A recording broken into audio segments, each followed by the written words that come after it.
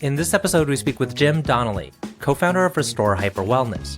Restore delivers expert guidance and an extensive array of cutting-edge health modalities, such as IV drips and cryotherapy, integrated under one roof.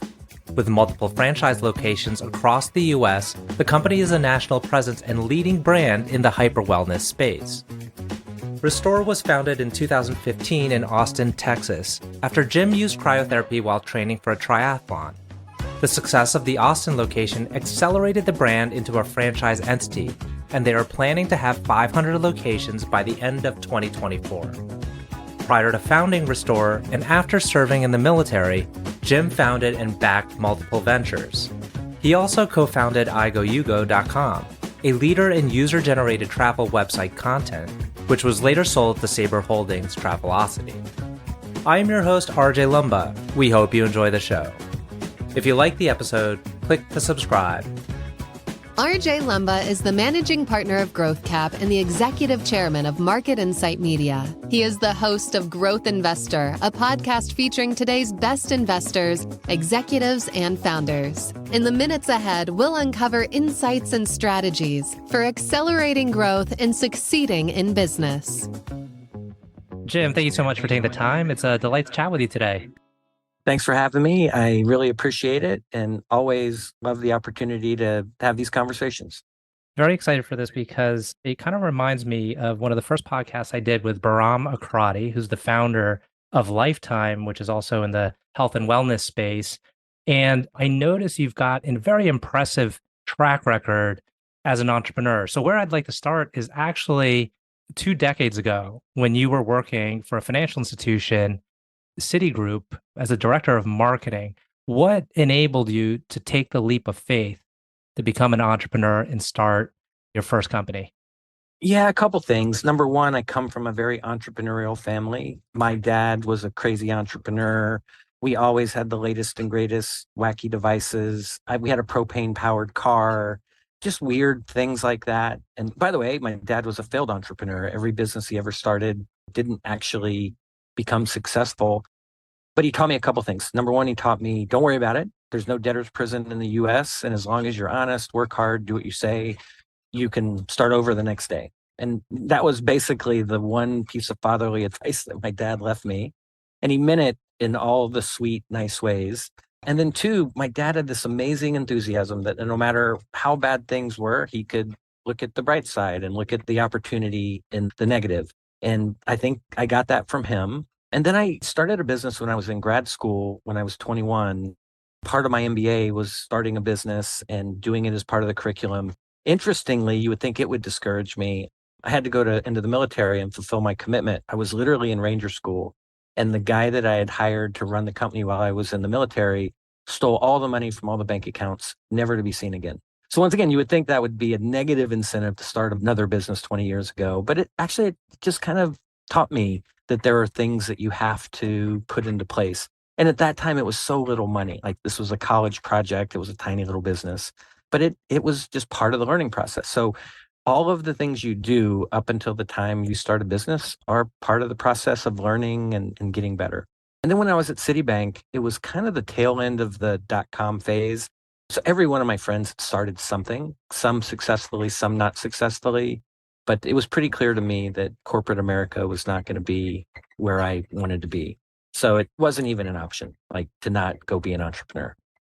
So it wasn't one of those agonizing decisions of, oh my God, I'm leaving the safety net of a monthly paycheck or biweekly paycheck to start something risky. No, I tell young kids all the time because they ask me for entrepreneurial advice. I say, listen, go out and get a pedigree. Go get a good education, go work for good companies, and then you always have a place to fall back. Having said that, as an entrepreneur, you shouldn't be thinking about your fallback. You should go head first, dive in. But if you have a little bit of a pedigree, you can always land on your feet. And once again, going back to what my father taught me, the repercussions for not being successful are just really not that big a deal in the United States. Now, it doesn't feel good, certainly not what you hope for, but you're not crushed by it like in some other countries where if you're a failed entrepreneur, you can literally never do it again. No, I didn't have any doubt that I was going to be an entrepreneur. Matter of fact, the first day I started at Citibank, my best friend now for the last 20 plus years and I started talking about the business we were going to start in the Citibank conference rooms 24 hours within our first day of starting. Got it. And so the first business, it looks like it was a pretty good success. Is it I Go, You Go? Is that the way you pronounce it? Yeah, it was I Go, You Go. And I was a military kid and sort of traveled the world and moved a lot when I was a kid. And travel was a kind of an essential part of my dynamic. And I Go, You Go became the world's largest content database of user generated content. And we had people spending 7 hours on average writing these wonderful travel journals, putting up pictures and really going deep around what they thought was great about a location. And then we had a matching algorithm that would match those travelers with people like them. So the idea was if you really want to know how to travel, you should get that information from someone who's been there. And that's what iGo Yugo was. And it was, we won a Webby Award for the top travel site in the US. And that led to us being acquired by Travelocity and Sabre Holdings. Fantastic. And then you go on to start a series of other businesses. I look at your 2005 to 2010 timeframe as a prolific period. And I'm going off your LinkedIn here. Emerson Joseph, you had real estate developments, you had the rehabilitation of historic properties, and then the Yeah. Charlotte Athletic Club. Was this a period of where you just had all these ideas and you wanted to do them as soon as you had the idea? You kind of like had them underway as soon as you thought about something new you could do? Well, there was a construct actually. So I moved to Charlotte from North Carolina after selling I Go You Go. And I love Charlotte. Charlotte's a beautiful city.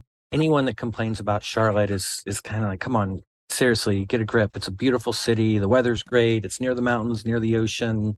And I go on and on. But it was a little boring. It's a banker town.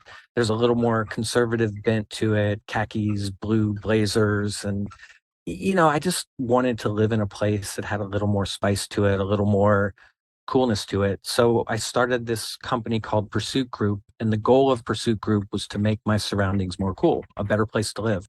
So all of the real estate projects were very boutique-y, interesting projects. All of the retail businesses were literally things that I used in my day-to-day life. The Charlotte Athletic Club was a function of there not being a great health club to work out at. And so I think our reputation became, if there's a quirky, cool project to be done, go talk to Pursuit Group. And I had this really great collection of guys that were super creative and fun loving and let's go do cool stuff. It seems in every 5-year increment, you started something new. Then you start Kin Valley, and then you start a Restore in 2015. So maybe what we do is we jump ahead and talk about Restore Hyper Wellness. It is fascinating. You've scaled incredibly quickly. Maybe we start with a definition of hyper wellness. Yeah, so hyper wellness is this aggressive pursuit of doing all the things that you can do in your life to be proactively healthy and well. That's very different than the typical approach to healthcare in our country. It's a sick care model that, to be quite frank, is broken. So this proactive approach is something that we think keeps people healthier and avoids the need to ever enter the sick care model to a certain degree. And that's been the case. I get customers that come to us all the time and they have the same story typically.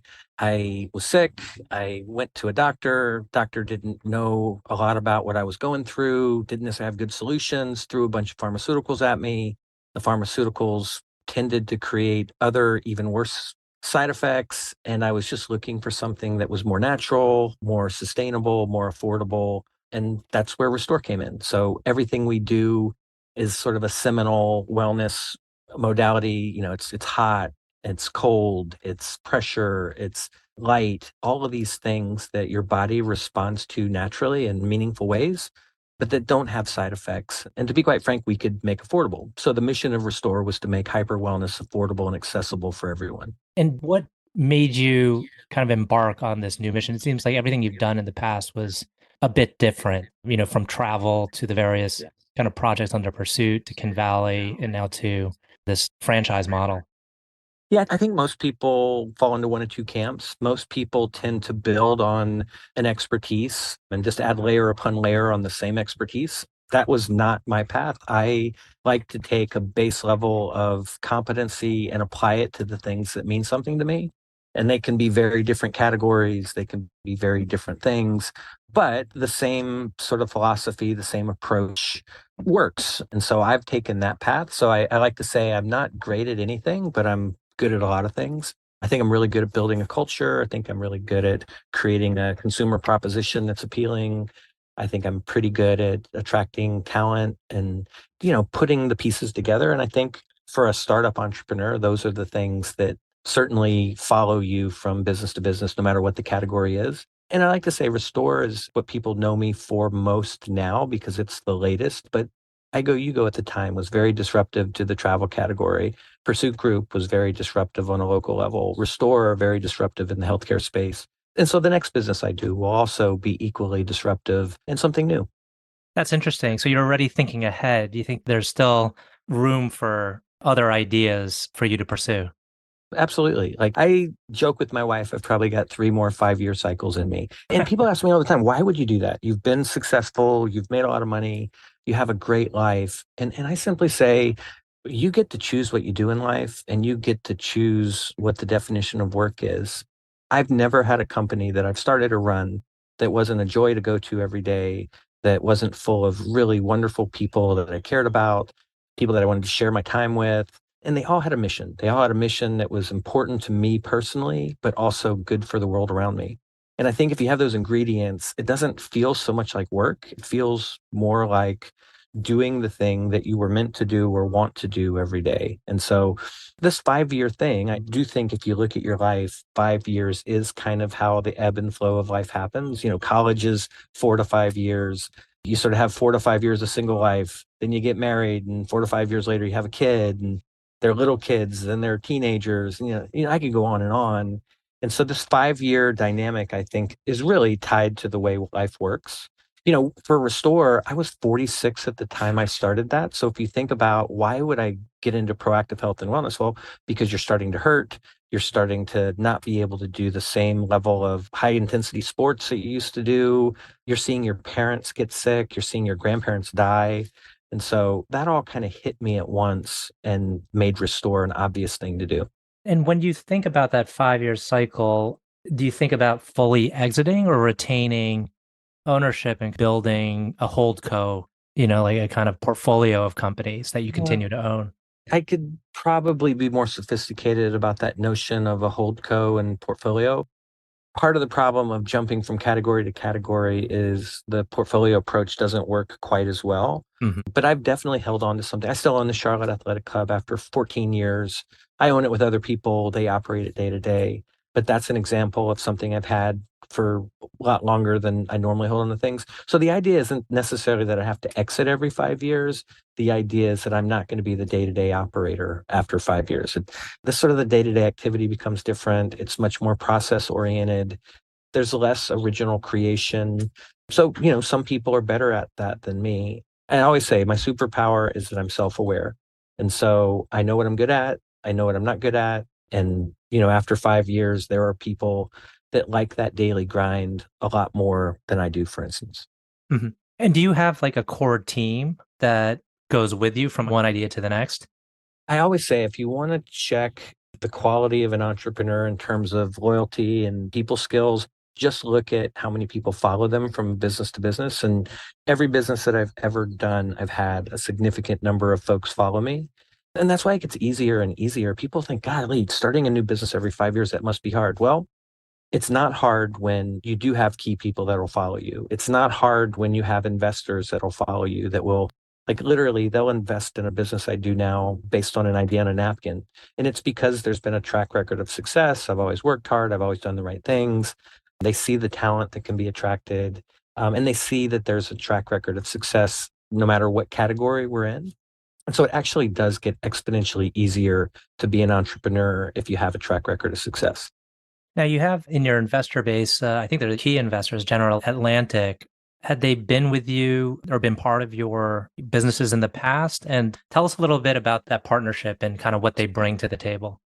Yeah, no, the General Atlantic is a first. Actually, institutional private equity money at that scale is the first time I've done that. It's tended to be angel investors or lower level institutional investors in my previous companies. But Restore is such a big opportunity. Clearly, it's the way the world is moving, and the top growth equity funds like General Atlantic clearly want to be in that space. And so we had an option of virtually every quality consumer growth equity fund out there, whether it was TPG, General Atlantic, I could name others. We did have our pick of the litter. And I think it's because, once again, the space we're in is a huge opportunity. We had a very attractive business. I don't think you can find too many other companies in the medical space that have been able to scale like we have. It's very hard to scale a medical business at the retail level in the States because every state is like its own country with its own set of regulations. So I think what we did was very unique. And I think that's the kind of thing that attracts a General Atlantic. General Atlantic is unambiguously the cream of the crop. They're in a tier that is rarefied air with a few other top names. And so if you're trying to help society, change society, make society healthier, at some point you do have to bring on a partner that has, number one, the sort of intellectual skills, the financial capacity to sort of be in it with you through several stages. The private equity dynamic is, it depends on the day you ask me, and it depends the question you ask me about it. I think that there have been some very positive things. I've learned a lot. There have also been some other things, like careful what you ask for. If you get $140 million from somebody, don't ever think that it doesn't come with certain strings and other things. And so I've learned that for better or worse. And I tell people all the time when they ask me, should I go down the private equity route? I said, it just depends. It depends on what you're trying to accomplish. It depends on what you're comfortable with. If you have the characteristics of personality A, do it. If you have the characteristics of personality B, don't do it. You'll be miserable. And so it really just depends. I watched an interview with you and you talked about impact, and this was in relation to what you're doing at Restore. But then I kind of hear it again with how you approach your day to day and just enjoying the time you have with your team. Can you tell us a little bit more about your overall business philosophy and how you operate on a day to day basis? Sure. I always have certain principles that I think apply to every new business and every culture that you create. Number one, enthusiasm matters. I tend to operate from a place of positivity. I think talent matters. And so I do think we do a good job of attracting really talented people who, by the way, care very deeply about the mission of the company. And so if you have a great mission, if you have talented people that are enthusiastic, that really do want to make a difference, it's a whole hell of a lot easier to create a great culture and to create great societal impact. I do not think I would be able to start a random retail concept that wasn't doing good for society. I'm not sure that I'd attract the right kind of people. I'm not sure I would be able to intellectually engage on that day to day without getting bored. But we do things like we have a Monday morning stand up with the entire company, and we update everybody through the leadership team and through anyone on the team that has something that needs to be shared across the company. And we end it with things like, tell me something good. And so you get a little bit of what's happening in the company. Everybody hears it, everybody can participate, and we do highlight the good things that are happening. And that tell me something good tends to be about their life, not their work. And so what I always impress upon people, get your priorities straight, your family, your faith, and then work. And I don't care what your faith is, it doesn't matter to me. But whatever your construct is, that in your family should be more important than work. And if you put those kind of people together, once again, they tend to be more passionate. They tend to be more committed to the mission. They tend to have a greater loyalty, a moral compass that just creates good activity day to day. And that's the kind of place that I want to work at. Curious, do you have or have you developed strategies for recruiting? It seems like you become very adept at bringing in the right people. Are there ways you have found that have been very effective for attracting the right people to your business? Yeah, a lot of it today is just having a personal network. Once again, I try to be very vulnerable when I'm recruiting people. I very much want to make sure they understand what working with me will be like. I try to make it feel more like working with me than for me. I try to be very specific about the types of talent that I need. And then I go and ask. And when you have a good network and you've had a great track record and you have a reputation for being very good to people, not just in the short term, but over the long term, and putting their interest before yours, it is actually quite easy to recruit great people.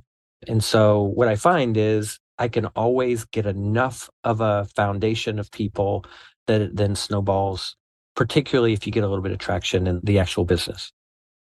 Got it. And it looks like you now live and operate out of Austin. How does that compare to Charlotte? I mean, Austin's the live music capital of the world. It's more entrepreneurial. Texas is its own kind of thing. I've lived all over the world. I've lived in 15 states, Europe multiple times, Asia, and there's no place I'd rather be than Texas. I think there's a sort of this feeling of individualism and it's on you, go make it happen. Austin is sort of a magnet for great people from California, New York, all over the country. They want to live in Austin and be here. And then you got a great university, the University of Texas, that attracts great, smart kids, and they want to stay here. And I think there's some crazy stat, like there's 150,000 college kids within 15 miles of Austin. And so you always got this really vibrant place that's got talent bubbling up that wants to continue to be here. And then you've also got some great companies here. It used to be, I forget what they called them, the Dell-ionaires or something, like all the folks that had sort of off of the back of Dell made money. But now that didn't even rise up. There's so many great companies here. There's this real startup ecosystem. Anything you need, you can find here. The weather's good. It's an easy place to run and operate a business. And it's a super fun city. And as much as I like Charlotte, Austin fit me a little bit better. And I did get my undergrad here, so I had some exposure to it. Got it. Well, we're coming up on time. I have two final questions. These are questions I ask most of my guests. One is, can you tell us about a person, you may have already answered this in the front part of the conversation, but a person who has had a profound influence on you? Well, I mean, obviously, I'd throw out my dad. He had the greatest influence on me, but I think it's been more a collective influence. Once again, growing up and moving every year, living all over the world. I go back to my dad had a propane powered car. And when you travel across the country, and we did 2 to 4 times a year, we drive literally across the whole country, wherever we were to Charleston, South Carolina. And you'd have to stop to get propane. And it's not at a gas station. It's like at a farmhouse in the middle of nowhere. And you'd pull up and it'd be dinner time and the family would invite you in and they would say, have dinner with us. And as a kid, I'm kind of like, oh my God, I just want to get on the road. Please, can we get but now looking back, it was all that exposure to different points of view, different people, different philosophies that my dad embraced that kind of had an impression on me. So I think I learned little tidbits from lots of people. My dad was stationed at the Defense Language Institute in Monterey. I was surrounded by kids from Iraq and Iran and all over the world because their parents were there learning a different language for their military career. And so all of those little collective things, I think, were super important to make me the person I am today. Last question. Can you tell us about a charity, cause, or other endeavor that you're passionate about? At this point, honestly, I am more passionate about philanthropy and helping society than I am about anything. One cause that's super important to me, and I get choked up if I talk about it, but I'm super passionate about supporting causes around cancer. My dad recently died of cancer. I've just seen it wreak havoc and destroy families and take people way too soon. And I always say, if I'd have gotten a hold of my dad 20 years earlier with Restore, I think I could have saved him. And so I just don't ever want that to happen to anyone else that I know and love. And I want to spread that so it doesn't happen to anybody else. So I do devote time and money and resources towards causes around cancer. And in my dad's case, it was sarcoma, which is a very rare form of cancer. So I support the sarcoma charities and do a variety of things around that. But at the end of the day, honestly, if there's a good cause and someone approaches me the right way, I tend to try to support it. Well, thank you for sharing that. And before we conclude, because we did mention, again, Restore, and maybe we can cap this off by telling us about how Restore improves health span.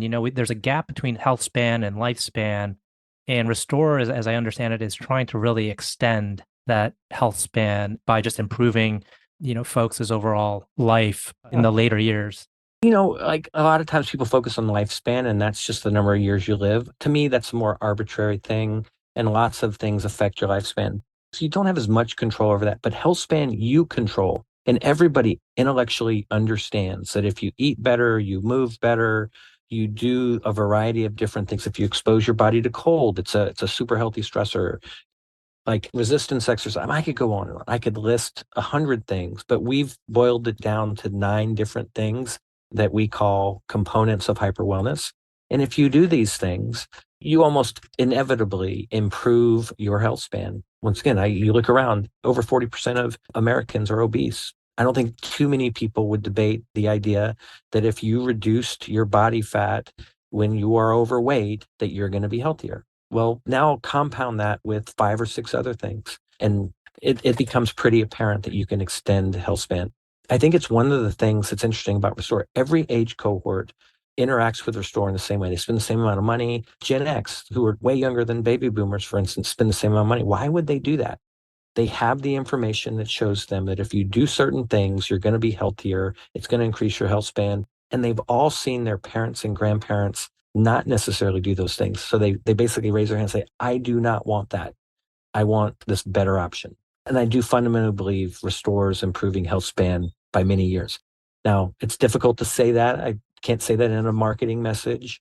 I stay away from lifespan because that's also difficult to prove. But I think if you ask the typical Restore customer who's engaged on a regular basis, they would fundamentally tell you their life is better day to day. And the idea is like, because it's better day to day, they keep coming back. And it's that long-term interaction with Restore that leads to the longer-term health span gains.